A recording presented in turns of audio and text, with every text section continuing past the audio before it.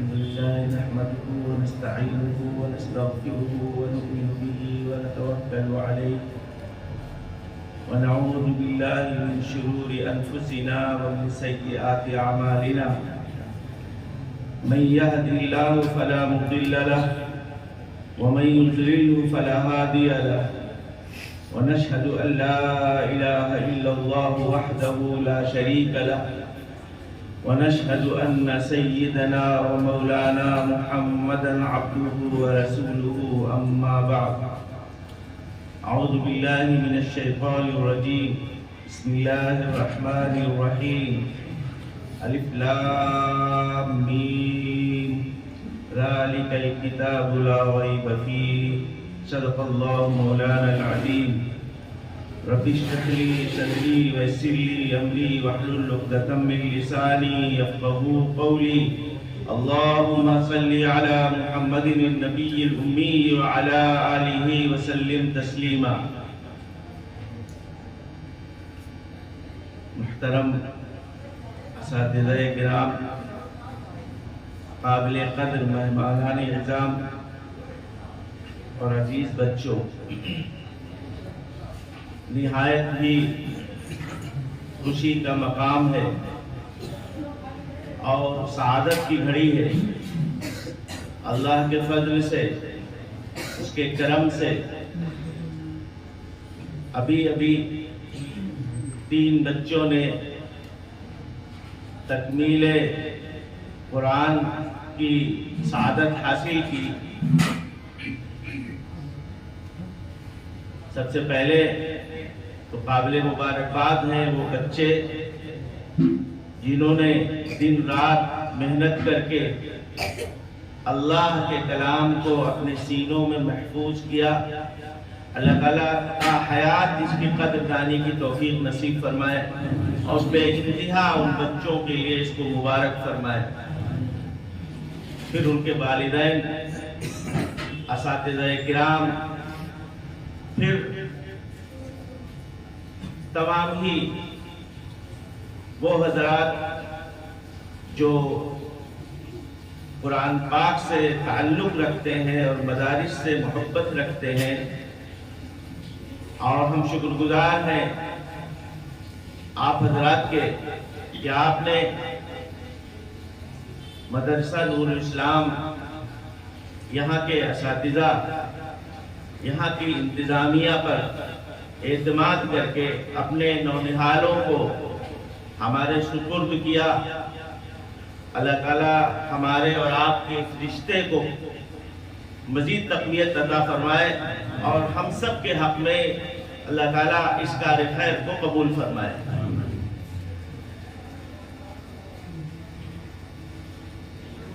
قرآن کریم سورہ بقرہ کی شروع کی آیت تلاوت کی ہے. وہ معزز تھے زمانے میں مسلمان ہو کر، وہ معزز تھے زمانے میں مسلمان ہو کر، اور ہم خار ہوئے تاریخ قرآن ہو کر. تیرے ضمیر پہ جب تک نہ ہو نزول کتاب، تیرے ضمیر پہ جب تک نہ ہو نزول کتاب، گرہ کشا ہے ناراضی نہ صاحب کشاف. علامہ اقبال علیہ الرحمہ یہ کہنا چاہتے ہیں کہ قرآن ایک ایسی کتاب ہے، اللہ کا ایسا کلام ہے، اس کی تلاوت کی جائے اور اگر تلاوت کی جو چاشنی ہے اس کا ذائقہ اگر تلاوت کرنے والے کو محسوس نہ ہو تو سمجھیے کہ تلاوت کا حق نہیں ہوا، ادا ہوا. قرآن اس طرح پڑھو، اقبال کہہ رہے ہیں کہ قرآن اس طرح پڑھو کہ ایسا لگے کہ قرآن تمہارے اوپر اتر رہا. یعنی یہ کیفیت تالی کی ہونی چاہیے اور قرآن کی تلاوت کرنے والے اور قرآن پڑھنے والے کی کیفیت یہ ہونی چاہیے کہ ایسا محسوس ہو اس کے دل پہ قرآن اتر رہا. یہ وہ کتاب ہے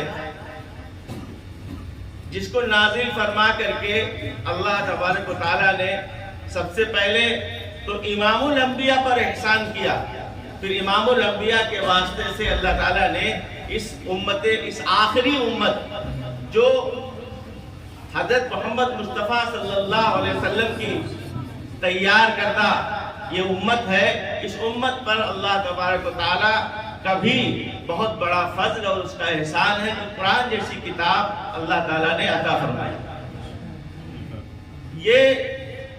یہی قرآن ہے جس نے صحابہ کرام کی زندگیوں کو بدل دیا، ان کے دلوں کی ویران کھیتیوں کو سبزہ زار کر دیا، ان سوئے ہوئے لوگوں کو اس نے بیدار کیا اور ان کی خوابیدہ صلاحیتوں کو اس نے برانگیختہ کیا۔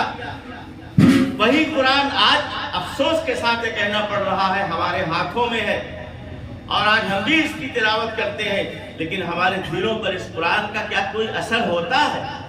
کیا تلاوت کرنے کے بعد اپنے دل کے اندر کچھ ایمان کی رمق ہم محسوس کرتے ہیں، کچھ تازگی ہم محسوس کرتے ہیں؟ نہیں بھائی، اس کا مطلب یہ ہے کہ ایک بار جس چیز کی طرف توجہ دلا رہے ہیں کہیں سے کچھ کمی ہے، اور کمی کیا ہے میں عرض کروں، اللہ تعالیٰ ہمیں بھی عمل کرنے کی توفیق نصیب فرمائے اور آپ سب کو اس پر عمل کرنے کی توفیق نصیب فرمائے۔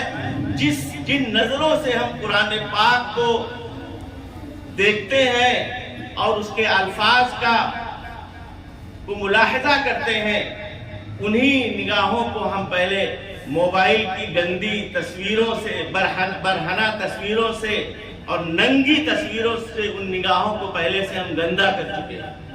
جس زبان سے ہم قرآن پاک کی تلاوت کرتے ہیں اسی زبان کو ہم پہلے گناہوں میں ملوث کر چکے ہیں اور آلودہ کر چکے ہیں، کبھی غیبت کر کے، کبھی گالی دے کر کے، کبھی زبان سے جھوٹ بول کر کے۔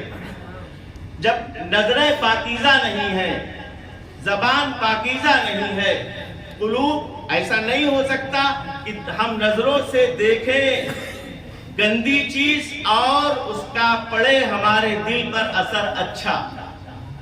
ایسا نہیں ہو سکتا کہ زبان سے ہم بولیں گندی بات اور اس کا پڑے اثر ہمارے دل کے اوپر اچھا۔ ہم جو دیکھیں گے، جو سنیں گے اور جو بولیں گے اس کے اثرات ہمارے دل کے اوپر پڑیں گے۔ اچھی چیزیں دیکھیں گے، اچھی چیزیں زبان سے بولیں گے، اچھی آوازیں کانوں سے سنیں گے تو اس کا اثر پڑے گا ہمارے دلوں پر اچھا، اور گندی چیزیں زبان سے بولیں گے اور گندی چیزیں اپنی نظروں سے دیکھیں گے اور گندی چیزیں اپنے کانوں سے سنیں گے تو اس کا اثر، اس کے اثرات پڑیں گے ہمارے قلوب پر گندے، اور جب ہمارے دل گندے ہو جائیں گے تو پھر قرآن ہم کو متاثر نہیں کرے گا۔ اور جو اس کی صفت ہے اصل کہ یہ دلوں کو بیدار کرنے کے لیے اور دلوں کے اندر انقلاب برپا کرنے کے لیے اترا تھا، آج ہم نے قرآن کو بالکل سمجھ لیجئے پس پشت ڈال دیا ہے۔ اپنے گناہوں کی وجہ سے پورے طور پر قرآن پاک کی جو حلاوت اور چاشنی ملنی چاہیے وہ محسوس ہم کو نہیں ہوتی ہے۔ تو سب سے پہلے یہ عزم کریں کہ انشاءاللہ گناہوں کو چھوڑیں گے، اپنی نظروں کو پاکیزہ کریں گے، اپنی زبان کو پاکیزہ کریں گے، اپنے کانوں کو پاکیزہ کریں گے۔ اللہ تعالی ہم سب کو عمل کرنے کی توفیق نصیب فرمائے۔ یہ بات روز روشن کی طرح آیا ہے کہ نبی کریم صلی اللہ علیہ وسلم جب تلاوت کرتے تھے تو تلاوت سن کر کے لوگوں کے دل جھنجھوڑ دیے جاتے تھے، ان کی طبیعتوں میں ایک عجیب کیفیت پیدا ہوتی تھی، ان کی شخصیت کے اندر انقلاب سا برپا ہو جاتا تھا۔ اسی قرآن کے ذریعے سے جوق در جوق لوگ اسلام کے دائرے میں آ کر کے اسلام قبول کرنے کے لیے تیار ہو جاتے تھے۔ آج وہ قرآن آخر ہم کو متاثر کیوں نہیں کر رہا ہے اور ہم کو ہماری شخصیتوں میں انقلاب برپا کیوں نہیں کر رہا ہے؟ مجھے یاد آیا حضرت نبی کریم صلی اللہ علیہ وسلم نے مکے سے سب سے پہلا وقت دعوت کے لیے مدینے جب روانہ کیا ہے تو اس وقت میں ایک صحابی ہے حضرت مصعب بن عمیر رضی اللہ تعالی عنہ۔ حضرت مصعب بن عمیر رضی اللہ تعالی عنہ مکے سے مدینے آتے ہیں، اور مدینے کے اندر دو بڑے بڑے قبیلے تھے، ایک قبیلے کا نام تھا اوس اور دوسرے کا نام تھا خزرج۔ ان قبیلوں کے بڑے بڑے سرداروں سے ملاقات کی۔ انہی سرداروں میں سے ایک سردار ہے جن کا نام ہے اسعد بن زرارہ۔ اسعد بن زرارہ رضی اللہ تعالی عنہ نے حضرت مصعب بن عمیر کو اور ان کے ساتھیوں کو اپنا مہمان بنایا اور ان کی ضیافت کی۔ ایک دن ہوا یہ کہ چند لوگوں کو ایک باغ میں حضرت مصعب بن عمیر رضی اللہ تعالی عنہ نے اکٹھا پا کر کے ان کو اسلام کی دعوت دینی شروع کی اور قرآن پاک کی آیتیں سنا رہے تھے۔ اتنے میں ہوا یہ کہ مدینے کے دو سردار، ایک سردار ہے حضرت سعد بن معاذ رضی اللہ تعالی عنہ ہو گئے بعد میں وہ، اور دوسرے اسید بن حضیر۔ سعد بن معاذ رضی اللہ تعالی عنہ نے اسید بن حضیر سے یہ کہا کہ عجیب بات ہے، ایک شخص آیا ہے مکی مبلغ، اور وہ فلاں باغ میں کچھ لوگوں کو اکٹھا کیے ہوئی ہے اور ان کو جو ہے بہکا رہا ہے، پھسلا رہا ہے، اپنے باپ اور دادا کے مذہب سے ان کو ہٹا دینا چاہتا ہے۔ یہ سننا تھا کہ اسید بن حضیر کے جوش آ گیا اور انہوں نے ایک نیزہ لیا اور نیزہ لے کر کے باغ پہنچے اور جا کے ان کو سخت سست بولنا شروع کر دیا حضرت مصعب بن عمیر کو، اور کہا آپ یہ کیا کر رہے ہیں؟ کہ لوگوں کو بے دھرم کر رہے ہیں، بے دین کر رہے ہیں، ان کو گمراہ کر رہے ہیں، آپ یہاں سے چلے جائیے، اور آج کے بعد اگر ہمارے علاقے میں آپ نظر آئے تو اچھا نہیں ہوگا۔ حضرت مصعب بن عمیر رضی اللہ تعالی عنہ نے فرمایا ارے بھائی کیا ہی اچھی بات ہوتی کہ جو میرا پیغام ہے آپ اس پیغام کو سنتے اور بات اگر اچھی لگتی اور پسند آتی تو آپ مان لیتے، اور اگر نہ پسند آئے گی تو ہم آپ کی بات مان لیں گے اور اپنا کام روک دیں گے۔ اس پر وہ تیار ہو گئے۔ انہوں نے کہا بڑی اچھی بات تم نے کہی ہے، تم اپنی بات کہو۔ حضرت مصعب بن عمیر رضی اللہ تعالی عنہ نے اسلام کا تعارف جب کرانا شروع کیا، توحید، رسالت، آخرت، اللہ کی وحدانیت سے متعلق گفتگو فرمائی، اور اس کے بعد قرآن پاک کی چند آیات ان کے سامنے تلاوت کی۔ قرآن جب حضرت مصعب بن عمیر نے جب قرآن پڑھنا شروع کیا، ادھر ان کی قرآن پاک کی تلاوت جاری ہے اور ادھر اسید بن حضیر کے دل کی کیفیت اندر سے بدلنا شروع ہوئی۔ ان کا پتھر جیسا دل موم ہونے لگا، اور اب ان کا چہرہ بھی بدلنے لگا اور ان کی آنکھوں کی کیفیت بھی بدلنے لگی۔ جب تلاوت کلام اللہ مکمل ہوتا ہے تو یہ صاحب جو نیزہ لے کر کے ان کو قتل کرنے کے لیے گئے تھے اور ان پر پابندی لگانے کے لیے گئے تھے، یہ حضرت اسید بن حضیر اتنا متاثر ہوئے اور کہنے لگے یہ بتائیے کہ یہ جو جس مذہب سے متعلق آپ نے گفتگو کی ہے اور جو قرآن پاک کی آپ نے تلاوت کی ہے، اگر کوئی شخص اس کے دامن میں، اسلام کے دامن میں آنا چاہے تو کیا طریقہ ہے؟ کوئی طریقہ کچھ نہیں کرنا ہے، آپ کو صرف اتنا کرنا ہے کہ آپ کو نہانا ہے، پاک کپڑے پہننا ہے، اس کے بعد لا الہ الا اللہ محمد رسول اللہ پڑھ لینا ہے۔ بغل میں ایک کنواں تھا، جاتے ہیں حضرت اسید بن حضیر، اس کنویں پہ غسل کرتے ہیں، کپڑے پہنتے ہیں، اس کے بعد آتے ہیں اور کہتے ہیں ہم کو کلمہ پڑھا دیجئے، تو کلمہ پڑھ کر کے لا الہ الا اللہ محمد رسول اللہ، اشہد ان لا الہ الا اللہ و اشہد ان محمد عبدہ و رسولہ پڑھ کر کے مشرف بہ اسلام ہو جاتے ہیں۔ وہاں سے واپس آئے، اپنے ساتھی حضرت سعد بن معاذ سے ملاقات ہوئی اور ان کو اسلام ان کے سامنے انہوں نے پیش کیا اور وہ بھی مشرف بہ اسلام ہوئے۔ پھر نتیجہ یہ ہوا کہ قبیلے کے بڑے بڑے سرداران مشرف بہ اسلام ہونا شروع ہو گئے، اور ایک ہوا چلی ایسی، ایک لہر ایسی دوڑ گئی کہ اچھے خاصے لوگ مدینے کے حلقہ بدوش اسلام ہونا شروع ہو گئے۔ اب یہی شخص ہے حضرت اسید بن حضیر، ان کا ایک خاص ایک واقعہ ہے۔ یہ قرآن پاک سے چونکہ متاثر ہو کر کے انہوں نے اسلام کو قبول کیا تھا، تو اس تاریخ سے قرآن سے اتنا تعلق اور اتنا لگاؤ اور اس قدر دلچسپی ان کو ہو گئی تھی کہ وہ جب کسی اچھے موڈ میں کبھی ہوتے تھے تو بس قرآن کی تلاوت شروع کر دیتے تھے. رات کا سناٹا ہے, گھوڑوں کا استبل ہے, استبل میں یہ سوئے ہوئے تھے, دل کی کچھ کیفیت ایسی بنی کہ اٹھے اور وضو کیا, اور وضو کرنے کے بعد اللہ کے ہاتھ باندھ کر کے اللہ کے دربار میں کھڑے ہوئے اور قرآن پاک کی تلاوت شروع کر دی.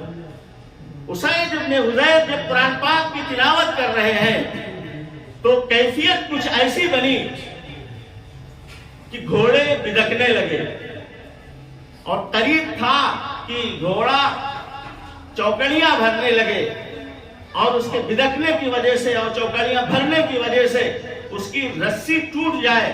اور بغل میں ان کا بیٹا یحییٰ سویا ہوا تھا, انہیں خطرہ محسوس ہوا کہ گھوڑا کہیں ان کے بچے یحییٰ کو رون نہ ڈالے, اس لیے انہوں نے اپنی تلاوت کو روک دیا. جو روک دیا تو گھوڑا اپنی جگہ پہ بالکل ٹھہر گیا.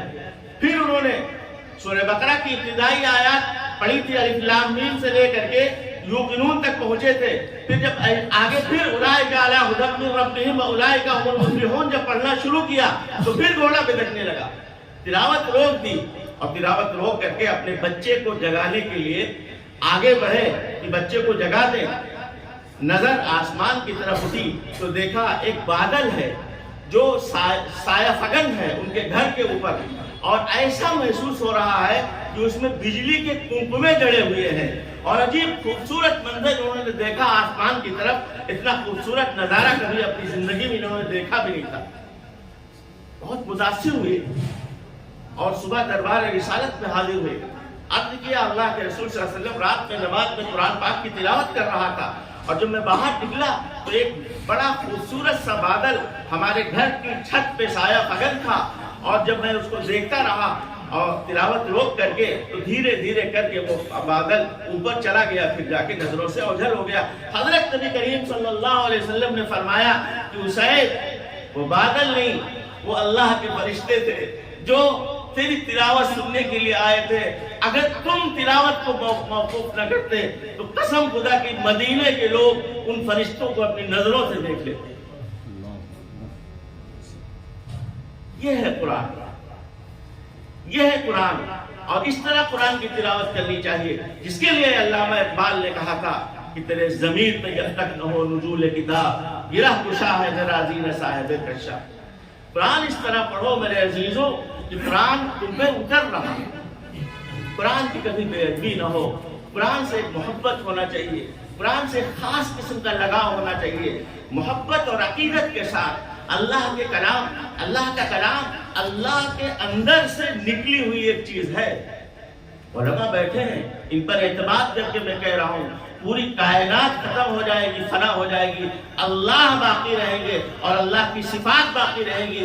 اللہ کی صفات میں سے کلام اللہ غیر مخلوق, اللہ کا کلام غیر مخلوق ہے, یہ اللہ کی صفت ہے, اللہ کے اندر سے نکلی ہوئی چیز ہے. بزرگوں کا اس بات کے اوپر اتفاق ہے کہ اللہ کا قرب اور اللہ سے محبت پیدا کرنے کے لیے قرآن سے زیادہ اور کوئی چیز ذو اثر نہیں ہو سکتی. اللہ کا فضل ہے کہ اللہ نے قرآن سے ہم کو اور آپ کو وابستہ کر دیا. یا تو ان بچوں میں سے کچھ بچے ایسے ہیں جو الفاظ پر محنت کر رہے ہیں, اور کچھ بچے ایسے ہیں جو معنی میں تدبر کر رہے ہیں اور معنی پڑھنے کی کوشش کر رہے ہیں. یہ سارے کے سارے قرآن پاک کے طالب علم ہیں. پوری روئے زمین پر چلنے والے سارے انسانوں میں اللہ تبارک و تعالیٰ نے خیرکم من تعلم القرآن وعلمہ, اللہ کے رسول کی زبان سے کہلوا کر کے یہ بات واضح فرما دی کہ پوری کائنات میں تم سے بہتر کوئی جماعت نہیں ہے, تم چنیدہ ہو. غور کرو, وہ ساتھی جو تمہارے ساتھ بچپن میں کھیلا کرتے تھے آج وہ کہیں ہے اور تم کہاں ہو, وہ کسی اور کام میں مشغول ہے. تم کو اللہ نے دنیا کے سب سے بہترین کام کے لیے منتخب کیا. اب میں عرض کروں گا اپنے ان بچوں سے جنہیں جو اس دولت سے آج مالا مال ہو کر کے اپنے گھر جا رہے ہیں. مجھے بڑا افسوس ہوتا ہے ان بچوں کو جو حافظ بننے کے بعد کبھی دوسرا مشغلہ اختیار کر لیتے ہیں, اور یہ کوئی ناجائز چیز نہیں ہے, لیکن افسوس اس وقت ہوتا ہے جب وہ اپنے لباس کو بدل لیتے ہیں, جب ان کے سر سے ٹوپی اتر جاتی ہے، اس کا مطلب یہ ہے کہ تم نے اپنی قدر نہیں کی، تم نے اپنے آپ کو پہچانا نہیں۔ جو لباس صلحہ کا لباس تم کو ملا تھا قرآن پاک کی برکت سے، بزرگوں کا لباس، اللہ والوں کا لباس، وہ لباس اس لباس پہ تم نے اکتفا نہیں کی، اس کا مطلب تم دوسرے ماحول سے متاثر ہو، اور تمہارا حال یہی ہے کہ جیسے کوئی شخص روٹی کا ٹوکرا، علامہ رومی نے اپنی کتاب میں نقل کیا ہے کہ ایک شخص روٹیوں کا ٹوکرا لیے تھا اپنے سر پہ اور در در بھیک مانگ رہا تھا اور کہہ رہا تھا لوگوں میں بھوکا ہوں، مجھے روٹی دے دو۔ اور اللہ کا بندہ اس کے سر پہ روٹیوں کا ٹوکرا تھا، اس میں سے روٹی نکالتا اور کھا لیتا، اس کا پیٹ بھر جاتا۔ تمہارے پاس جو دولت ہے تمہیں اس کی قدر نہیں معلوم۔ اگر تم قدر جانتے تو تمہارا لباس نہ بدلتا، تمہاری داڑھی نہ کٹتی اور تمہارے سر کے اوپر سے ٹوپی نہ اترتی۔ یہ لباس تمہاری پہچان ہے، یہ تمہاری وردی ہے۔ اس لباس کو کبھی نہ چھوڑنا اور اپنے آپ کو دوسری محفلوں سے کبھی متاثر نہ ہونے دینا۔